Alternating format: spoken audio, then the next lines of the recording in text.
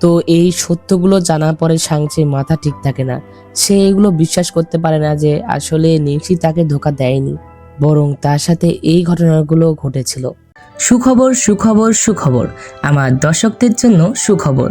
আমি তোমাদের জন্য একটি হোয়াটসঅ্যাপ গ্রুপ খুলেছি, যেখানে তোমরা তোমাদের বন্ধুদের সাথে মন খুলে আড্ডা দিতে পারবে, আর তোমাদের সাথে থাকবো আমি। এই হোয়াটসঅ্যাপ গ্রুপে তোমরা আমার ভিডিও সম্পর্কে তথ্য জানতে পারবে, আর প্রতিনিয়ত সকল আপডেট তথ্য তোমাদের সেখানে জানিয়ে দেওয়া হবে। আমি আশা করি যে তোমাদের এটাতে অনেক বেশি উপকার হবে, আর তোমরা অনেক মজা করতে পারবে। তো দেখা হচ্ছে হোয়াটসঅ্যাপ গ্রুপে। ধন্যবাদ। তো এরপরেই নিশির বোন নিশির রূপ ধরে সেই লোকটিকে বিয়ে করে, যার সাথে তার বোনের বিয়ে ঠিক হয়েছিল। তো সাংচি এই কথাগুলো শোনার পরে কান্না করতে থাকে আর বলে যে আমি কখনো জানতাম না যে সে আমার জন্য এত কষ্ট করেছে। আমি সারা জীবন তাকে ঘৃণা করে এসেছি এই ভেবে যে সে আমার সাথে বিশ্বাসঘাতকতা করেছে।